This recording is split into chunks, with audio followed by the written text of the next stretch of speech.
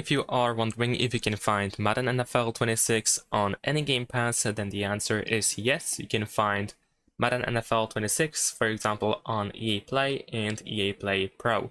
If you have EA Play, you have 10-hour game trial, at least right now. Later on in the future, there's a chance that you will have the full game available, but right now, after the game release, you will have 10 hours that you can play with EA Play membership. And if you have access to EA Play Pro, if you purchase the EA Play Pro, then you have access to the full game actually. So it's not just the 10-hour trial, you have access to the full EA Play Pro edition. And here we can also see the content.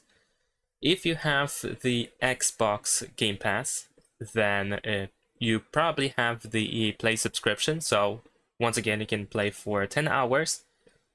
So if you don't want to purchase the full game for the full price, but if you want to play the full game, then of course you can get the EA Play Pro membership. Thanks for watching, leave a like and subscribe.